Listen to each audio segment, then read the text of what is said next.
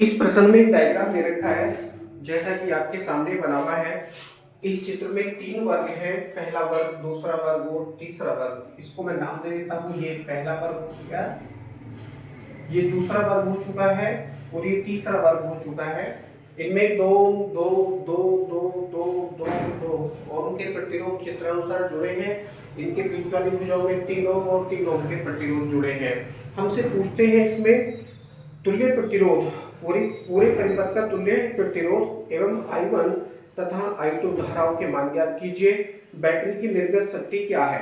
Battery की निर्गत शक्ति क्या है? और उसमें 12 वोल्ट इक्वल टू 12 वोल्ट की बैटरी लगा रखी है। I1 कुछ इस तरह से बह रही है और I2 कुछ इस तरह से प्रवाहित हो रही है। तो इन धाराओं के मान हमसे यहाँ पूछे हैं और तुल्य प्रतिरोध पूछा है पूरे परिपथ का। तो देखिए, ये ज्ञात करने के लिए बहुत ही इजी क्वेश्चन है। ये ज्ञात करने के लिए क्या करेंगे, जो तीसरा वर्ग है, सबसे लास्ट वाला जो वर्ग है तीसरा, उसमें 2 ओम 2 ओम 2 ओम के तीनों प्रतिरोध केवल एक ही तार से जुड़े होने के कारण कैसे हैं? श्रेणी क्रम में है, श्रेणी क्रम में। तो लिखेंगे थ्योरी में वर्ग। सबसे पहले हम इसका तुल्य प्रतिरोध ही ज्ञात करेंगे। सबसे पहले पूरे परिपथ का तुल्य प्रतिरोध ही ज्ञात करेंगे, क्योंकि हमसे पूछा है I1 व I2, I1 व I2 के मान। तो सबसे पहले उसके बाद हम निकालेंगे I2 का मान। तुल्य प्रतिरोध ज्ञात करने के पश्चात निकालेंगे I1 का मान, उसके बाद निकालेंगे I2 का मान। I1 का मान कैसे ज्ञात होगा? जब हमारे पास में पूरे परिपथ का तुल्य प्रतिरोध आ जाएगा तो एक सूत्र होता है I equal to V upon R, या क्योंकि यहाँ पर E की वैल्यू दे रखी है तो सूत्र हो जाएगा I equal to E upon R। E क्या है? बैटरी का विद्युत वाहक बल, बैटरी का विद्युत वाहक बल, जो कि एक बंद परिपथ है। बंद परिपथ में जुड़े बैटरी का वोल्टेज पूरे परिपथ के विभवांतर के बराबर हो जाएगा। तो E के स्थान पर V की वैल्यू भी प्रयोग कर सकते हैं, या V के स्थान पर E की वैल्यू भी प्रयोग कर सकते हैं। तो 12 बटे जो भी इस परिपथ का तुल्य प्रतिरोध आएगा उससे हम डिवाइड कर देंगे, धारा I1 का मान हमारे पास आ जाएगा। क्योंकि हम देखते हैं इस चित्र में जो धारा I1 है वो सेल से निकल रही है। धारा I1 क्या है? सेल से निकल रही है। तो इस धारा I1 की वैल्यू को ही हम यहाँ बताएंगे। तो उससे पहले क्या ज्ञात करेंगे? पूरे परिपथ का तुल्य प्रतिरोध हम ज्ञात करेंगे। तो वर्ग 3 में जुड़े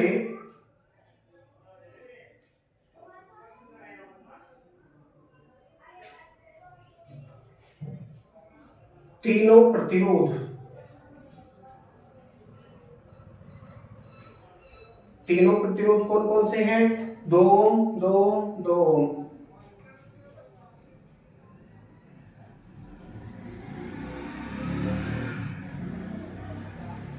कौन से क्रम में आ जाते हैं? श्रेणी क्रम में है, श्रेणी क्रम में है। एक ही तार से जुड़े होने के कारण ये सब कौन से क्रम में है? श्रेणी क्रम में है। इसीलिए पूरे इसका तुल्य प्रतिरोध केवल इसी का ही क्या हो जाएगा? R equal to R1 plus R2 plus R3। श्रेणी क्रम के लिए यही सूत्र होता है। तो मैं डायरेक्टली वैल्यू प्रयोग करूंगा 2 प्लस 2 प्लस 2, कितना हो जाएगा? 2 दूनी 4, 2 तिया 6 ओम, ये हो जाएगा। मतलब ये हुआ कि तीनों के स्थान पर हम अकेला 6 ओम का प्रतिरोध भी लगा सकते हैं। तो लगाइए, जब हम इन सब के स्थान पर अकेला 6 ओम का प्रतिरोध लगाएंगे तो चित्र कुछ इस तरह से हो जाएगा।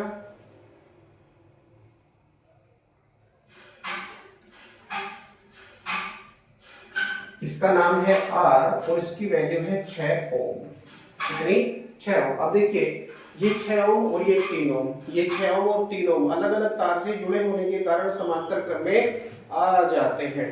ठीक है, तो लिखेंगे अब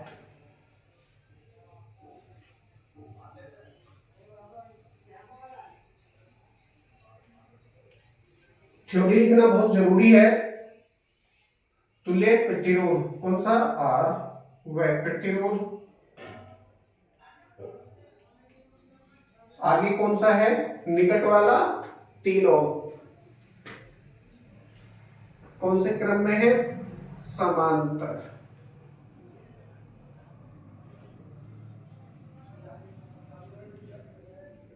समांतर क्रम में है, इसीलिए इनका तुल्य प्रतिरोध क्या हो जाएगा? सूत्र है 1/r।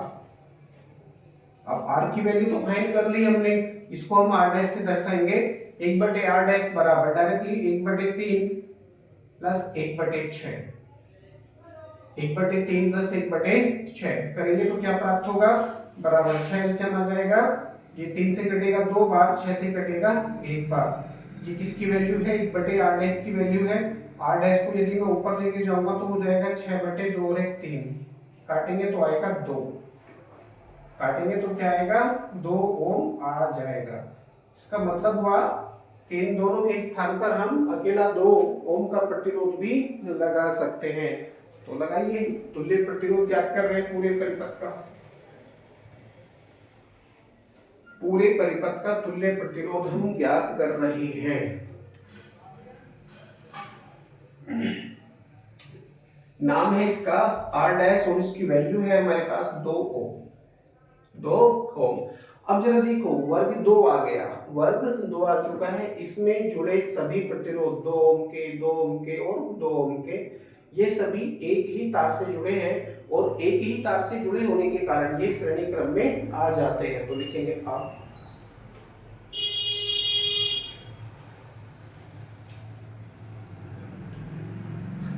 वर्ग 2 में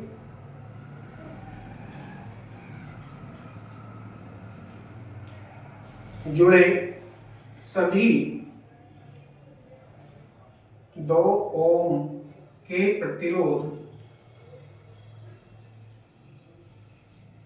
कौन से क्रम में आ जाते हैं? श्रेणी क्रम में आ जाते हैं। एक ही तार से जुड़ रहे हैं तो ये श्रेणी क्रम है, श्रेणी क्रम में आ जाते हैं, इसीलिए इनका प्रतिरोध ज्ञात करेंगे तो हो जाएगा r डबल डैश बराबर, में डायरेक्टली वैल्यू से करूंगा 2 + 2 + 2, 2 + 2 + 2 equal to r double dash equal to हो जाएगा 6 ओम। तो ये सेम कैलकुलेशन होने लगी है जैसा कि हम पहले से करते आ रहे थे। अब इन सब के स्थान पर अकेला 6 ओम का प्रतिरोध हम लगा सकते हैं। तो 6 ओम का जब हम यहाँ प्रतिरोध लगाएंगे तो, और ये 3 ओम कौन से क्रम में हो जाएंगे? अलग अलग तार से जुड़े होने के कारण ये समांतर क्रम में हो जाएंगे। लिखेंगे अब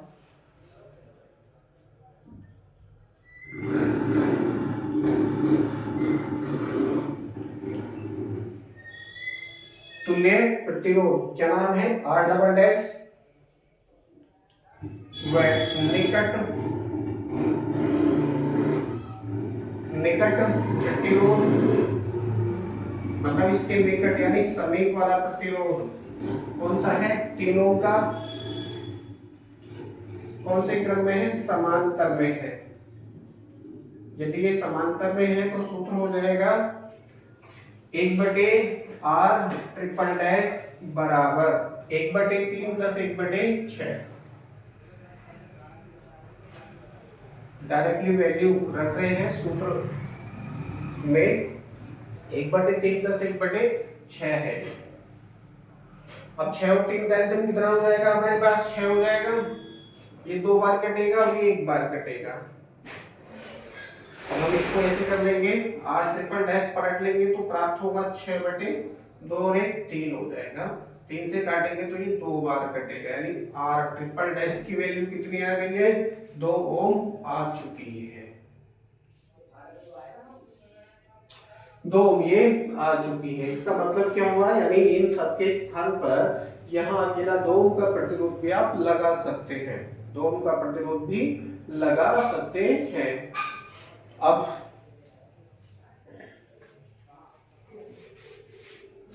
इसको साफ कर देते हैं।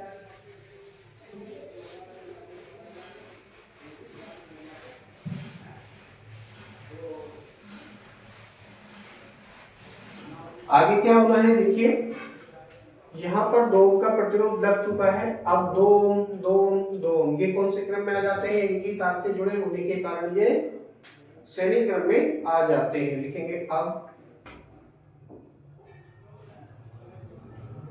वर्ग 1 में करते करते कहां पहुंच गए, वर्ग 1 में आ चुके हैं। में जुड़े सभी प्रतिरोध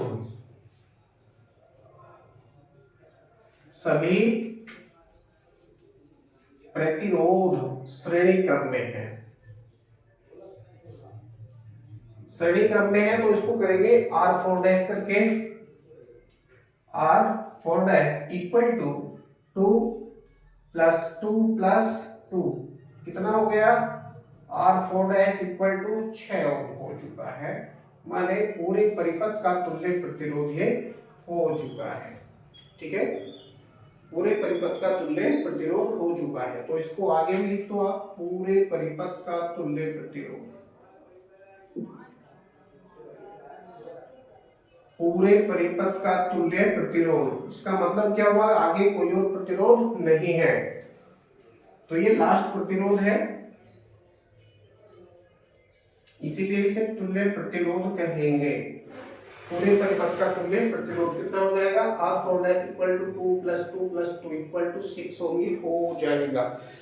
पहला आंसर हमारे पास में आ चुका है, यानी पूरे परिपथ का तुल्य प्रतिरोध कितना हो गया, 6 ओम हो चुका है। अब ज्ञात करेंगे बैटरी से ली गई धारा, बैटरी से ली गई धारा, क्योंकि धारा I1 और I2 दोनों के मान हमसे यहाँ पूछे हैं इन्होंने। तो सबसे पहले हम क्या बताएंगे, बैटरी से ली गई धारा कौन सी है, I1 लिखेंगे। अब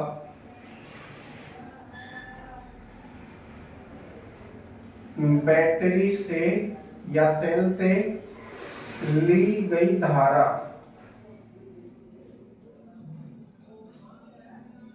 सेल से ली गई धारा शो करा है मैंने इसको I1 से, और क्वेश्चन में भी I1 से ही है। I1 इक्वल टू E बटे तुल्य प्रतिरोध, E बटे तुल्य प्रतिरोध क्या है, R4 डैश, R4 डैश करेंगे तो क्या प्राप्त होगा, I1 इक्वल टू E की वैल्यू आपके पास में है 12 बटे, और R4 डैश की वैल्यू आपके पास में है 6 ओम, काटेंगे तो कितना आ जाएगा, 2 आ जाएगा, यानी I1 इक्वल टू 2 एम्पियर।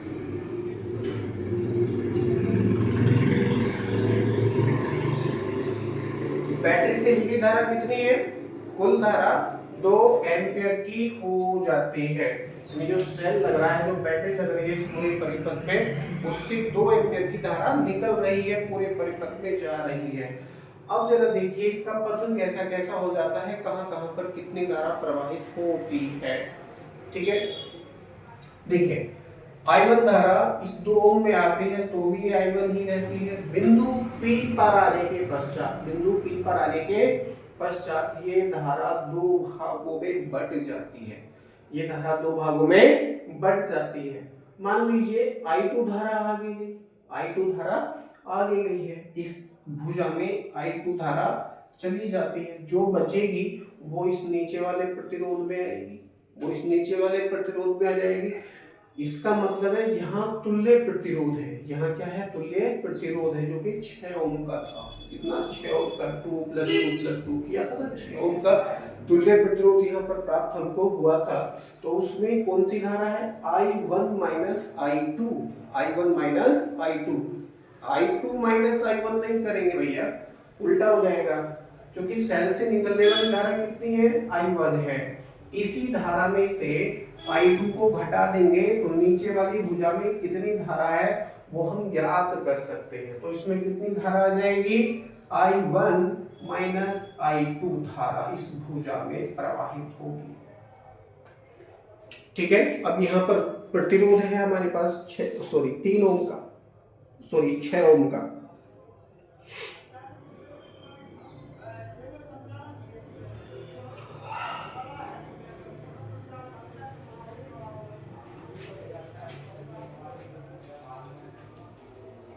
तीन ओम का प्रतिरोध है, तो इसमें कितनी धारा है, I1 माइनस I2 धारा इसमें प्रवाहित हो रही है।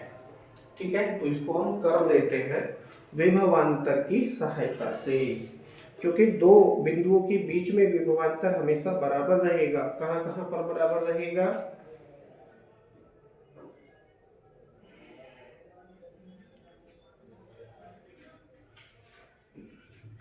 दो ओम का तुल्य प्रतिरोध था 6 ओम।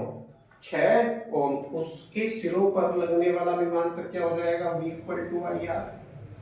V equal to I R. अब I कितनी जा रही है इसमें? I2 धारा है। कितनी? I2 धारा है इनटू R क्या है? 6 ओम है। तो इसके सिरों पर लगने वाला विभवांतर कितना हो गया? 6 ओम हो गया। कितना? 6 ओम ये हो चुका है। अब 3 ओम है यहाँ पर क्या है? 3 ओम है। इस 3 ओम में कितनी धारा है वो हम इसके सिरों पर लगने वाला विभवांतर भी हम ज्ञात कर लेते हैं। इसको मान लीजिए V है और 3 ओम के सिरों पर लगने वाला विभवांतर मान लीजिए V डैश है। तो सेम सूत्र का हम यहाँ प्रयोग करेंगे। सेम सूत्र का हम यहाँ प्रयोग करेंगे। क्या हो जाएगा? V equal to I R. I के स्थान पर I1 माइनस I2, आई के स्थान पर I1 माइनस I2, और प्रतिरोध है इस भुजा में 3 ओम, तो गुणा 3। तो इतना वोल्टेज है, इन भुजाओं में इतना वोल्टेज है। अब ये दोनों वोल्टेज एक ही सेल से निकल रहे हैं, ये दोनों वोल्टेज एक ही सेल से निकल रहे हैं, जिसके कारण ये बराबर होंगे, जिसके कारण ये बराबर होंगे। तो इसकी सहायता से इसको करने का प्रयास करते हैं। अब एक कंफ्यूजन ये था इस क्वेश्चन में, क्योंकि हमने जब ये इसका तुल्य प्रतिरोध ज्ञात किया था तो इस तुल्य प्रतिरोध को हमने साफ नहीं किया है ना, साफ नहीं किया। तो इसको साफ कर लेते हैं। और क्योंकि 2 + 2 किया था हमने, श्रेणी क्रम में आ रहे थे, तो कुछ चित्र आपका इस तरह से हो जाएगा।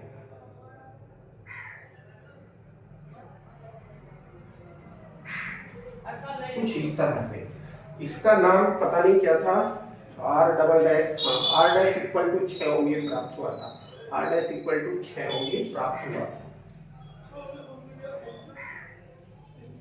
R dash, okay, R dash equal to 6 ohm ये प्राप्त हुआ था। अब जरा देखिए, इस 6 ओम में मान लीजिए तुल्य प्रतिरोध है ना, ये तुल्य प्रतिरोध, इसमें मान लीजिए I2 धारा प्रवाहित हो रही है। कितनी? I2 धारा प्रवाहित हो रही है। बाकी जो धारा बचेगी वो 3 ओम में चली जाएगी, वो 3 ओम में चली जाएगी। अब जो विभवांतर बिंदु P पर है, जो विभवांतर बिंदु P पर है वो ही विभवांतर यहाँ है। भाई इसको मान लीजिए बिंदु A। ये बिंदु क्या है? ये बिंदु A है, और ये बिंदु क्या है? बिंदु B है। अब विभवांतर यदि हम देखेंगे, जो विभवांतर बिंदु P पर है, क्योंकि एक ही तार है यहाँ से यहाँ तक, एक ही तार होने के कारण जो विभवांतर बिंदु P पर रहेगा वही विभवांतर बिंदु A पर रहेगा, वोल्टेज बराबर। ठीक उसी प्रकार से जो विभवांतर बिंदु Q पर है वही विभवांतर बिंदु B पर रहेगा, एक ही तार लगा होने के कारण। ठीक है, बहुत अच्छे से इसको समझाने का प्रयास कर रहा हूँ, इसीलिए मैंने इनके सिरों पर अलग अलग वोल्टेज ज्ञात किया है। V equal to I2 into 6, क्योंकि I2 इसमें धारा है 6 ओम का ये प्रतिरोध यहाँ पर लग रहा है। इसके सिरों पर लगने वाला विभवांतर, इसके सिरों पर लगने वाला विभवांतर बराबर बिंदु P व Q के बीच में लगने वाले विभवांतर के बराबर होगा। ठीक है, जहां से हम I2 की गणना करेंगे। अब मैं इसको साफ कर देता हूं।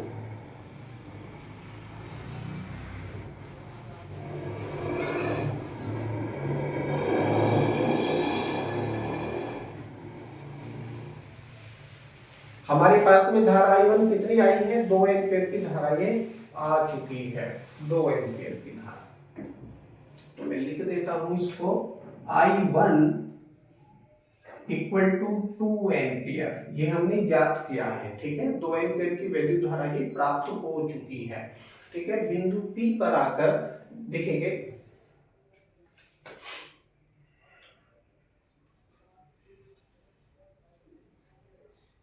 बिंदु P पर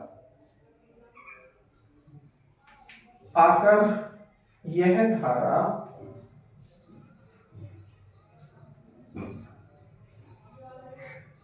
दो भागों में बट जाती है।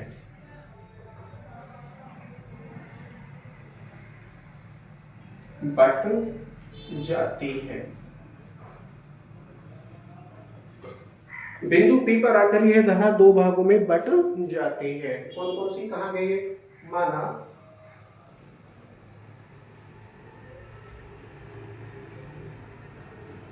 I2 धारा, I2 धारा 6 ओम प्रतिरोध,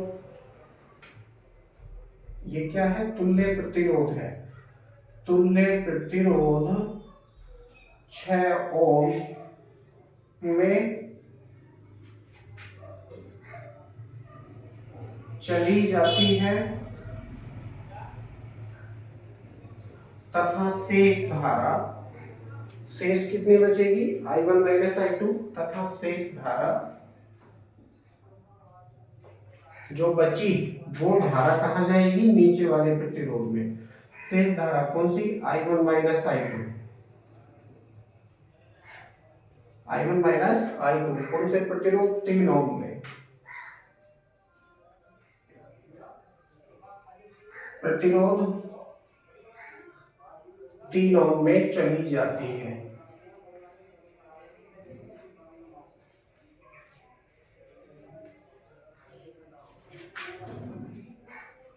इसलिए इनके सिरों पर, किनके सिरों पर? 3 ओम के सिरों पर, 6 ओम के सिरों पर लगने वाला विभवांतर बराबर होगा। ठीक है? और कैसे होगा जरा देख लीजिए। सेल जो है वो बिंदु P व Q के समांतर क्रम में प्रतीत हो रहा है। बेशक इसमें 2 ओम का प्रतिरोध जुड़ रहा है, नो प्रॉब्लम, परंतु ये समांतर क्रम में है। जो वोल्टेज बिंदु P व Q के बीच है वही वोल्टेज बिंदु A व B के बीच है। अतः इनके सिरों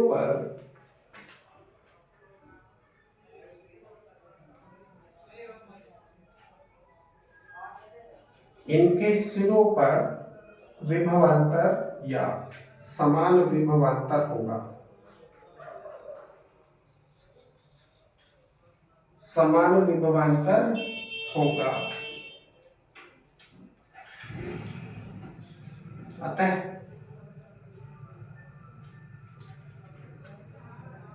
तीनों के सिरों पर लगने वाले विभवांतर को मैं V3 से दर्शाता हूं। V3 इक्वल टू, अब 6 ओम के सिरों पर लगने वाले विभवांतर को मैं V6 से दर्शाता हूं। हो जाएगा V3 इक्वल टू V6। अब V की वैल्यू ना तो V3 की वैल्यू है ना V6 की वैल्यू हमारे पास में है। सूत्र है V इक्वल टू IR। अब I कितनी है? 3 ओम में यदि हम बात करें तो धारा कितनी है? I1 माइनस I2 धारा है, तो रखेंगे यहाँ पर I1 माइनस I2, और इस भुजा में प्रतिरोध है 3 ओम का, तो गुणा 3, मैं 3 पहले कर लेता हूँ, नो प्रॉब्लम। 3 गुणा बराबर, अब V6 6 ओम के सिरों पर लगने वाले विभवांतर में ज्ञात करने के लिए क्या हो जाएगा? I2 गुणा 6, I2 गुणा 6, I2 गुणा 6। अब देखिए I1 का मान है हमारे पास, हम रख सकते हैं, नो प्रॉब्लम, क्योंकि सेल से जो निकलने वाली वैद्युत धारा है वो हमने पहले ही ज्ञात कर ली है।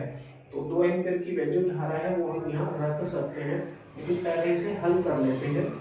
अंदर गुणा करेंगे तो 3I1 माइनस 3I2, 3I2, या फिर एक काम और करो, गुणा मत करो, सीधा सीधा 3 से आप इसको डिवाइड करो। 3 से क्या करो? डिवाइड करो। 3 दूनी क्या हो जाएगा? 6 हो जाएगा डायरेक्टली। ये क्या बचा? I1 माइनस I2 बचा है, I1 माइनस I2, यह क्या हो जाएगा? इस I2 को अगर मैं इधर ले जाऊं पक्षांतर करके लिखेंगे, पक्षांतर करने पर यदि मैं यहाँ पक्षांतर करूंगा तो क्या प्राप्त होगा? अब देखिए ये माइनस का I2 इधर आके किसका हो जाएगा? प्लस का हो जाएगा। यहाँ पर 2I2 पहले से है, 2I2 पहले से है, तो 2I2 plus I2, 2I2 plus I2 equal to क्या हो जाएगा? I1 हो जाएगा, I1। अब 2 और 3 कितना हो गया? 3 हो गया। ये 3I2 बराबर I1। अब हम I1 की वैल्यू को यहाँ से रखेंगे। I1 की वैल्यू कितनी है? 2 ओम है, तो 3I2 इक्वल टू 2, इसलिए I2 इक्वल टू कितना हो जाएगा? 2/3, 2/3 एम्पियर।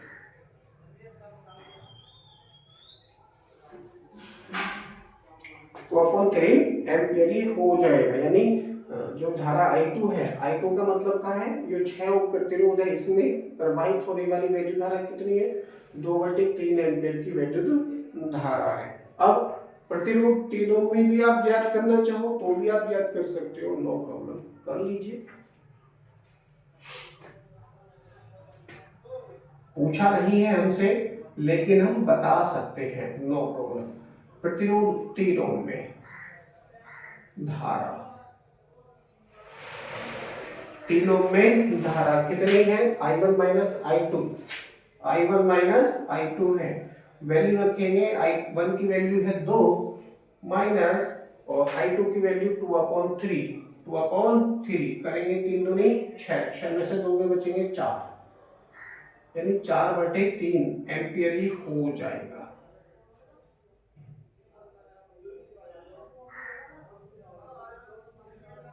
I1 माइनस I2 की वैल्यू कितनी आ रही है, 4/3 एम्पियर आ रही है, जो कि 3 ओम में चली जाती है। ओके, तो I1 I2 के हमने अलग अलग मान यहाँ पर ज्ञात किए हैं। I1 की वैल्यू कितनी प्राप्त हुई है, 2 एम्पियर की, और I2 की वैल्यू कितनी प्राप्त हुई है, 2/3 एम्पियर की, और 3 ओम में जो धारा है I1 माइनस I2 उसकी वैल्यू प्राप्त हुई है 4/3 एम्पियर। ठीक है, तो तीनों वैल्यू धाराएं हमने ज्ञात कर ली हैं। अब हमसे क्या पूछा है, बैटरी से निर्गत शक्ति, बैटरी की निर्गत शक्ति, तो वो हम बता देंगे।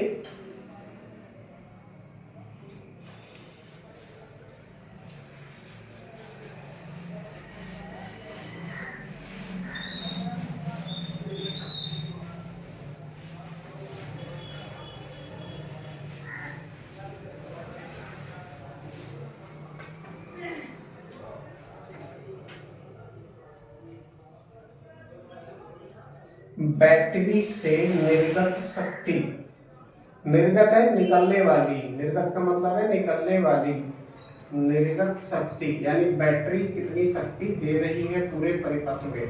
ठीक है, कितनी सामर्थ्य है बैटरी में, तो वो हम यहाँ याद कर रहे हैं। तो P से शो करेंगे, P इक्वल टू सूत्र है V into I, V into आई, लेकिन यहाँ पर V की वैल्यू नहीं है, विद्युत वाहक बल की वैल्यू है, तो उसी का हम प्रयोग करेंगे, जो कि दोनों बराबर है E इंटू।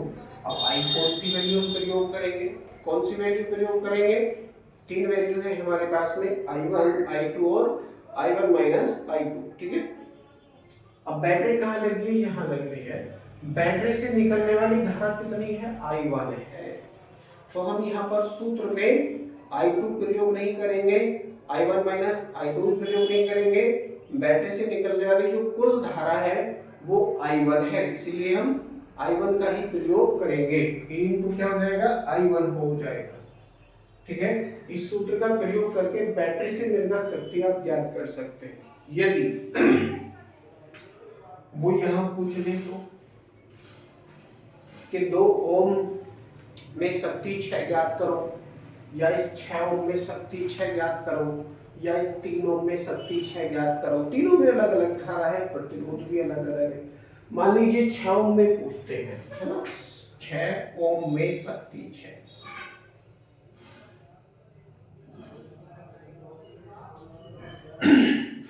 यानी जो 6 ओम का प्रतिरोध लग रहा है उसमें कितनी शक्ति 6 हो रही है, उसे हम यहाँ बताएंगे। तो सूत्र हो जाएगा P, और मैं इसको 6 लिखूंगा क्योंकि 6 ओम में हम कर रहे हैं, तो P6 में इसको कर सकता हूँ, इक्वल टू सूत्र है V into I, V into I. P equal to, V की वैल्यू तो हमारे पास नहीं है, IR से आप ज्ञात कर सकते हैं। P इक्वल टू V क्या हो जाएगा, I स्क्वायर R सूत्र हो जाएगा, P equal to I square R, क्योंकि I की वैल्यू है, R की वैल्यू है हमारे पास, इसी का हम प्रयोग करके ये वैल्यू फाइंड कर लेंगे। I की वैल्यू कितनी है, I2 यानी 2/3, 2/3, अब स्क्वायर है तो क्या हो जाएगा, 2 दूनी 4/9 गुणा R की वैल्यू कितनी है, 6 ओम है, कितनी 6 ओम है, 3 से काटेंगे, 3 या 9 और 3 से काटेंगे तो 3 दूनी 6, 2 बार कटेगा, 4 का 2 से गुणा करेंगे तो हो जाएगा 8, यानी P6 इक्वल टू हो गया 8/3 वाट। यानी जो आपका 6 ओम का प्रतिरोध है उसमें टोटल शक्ति क्षय कितना है, 8/3 वाट का शक्ति क्षय हो रहा है।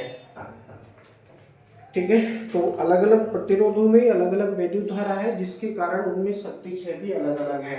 बैटरी से निर्गत शक्ति पूछ रहे हैं या बैटरी से निर्गत शक्ति क्षय पूछ रहे हैं कितनी है, तो बैटरी से निकलने वाली वैद्युत धारा की ही हम यहाँ प्रयोग करेंगे। हो जाएगा ई की वैल्यू है 12 गुणा I1 की वैल्यू कितनी हमारे पास है 2 एम्पियर की, कितनी 2 एम्पियर की, गुणा करेंगे तो 12 दूनी 24 वाट हो जाएगा। कितना 24 वाट। बैटरी से निर्गत शक्ति कितनी हो जाएगी 24 वाट हो जाएगी। यहाँ आने के पश्चात यह प्रश्न आपका पूरी तरह से कंप्लीट हो जाता है। अब हम अगला प्रश्न देखते हैं अगली वीडियो में।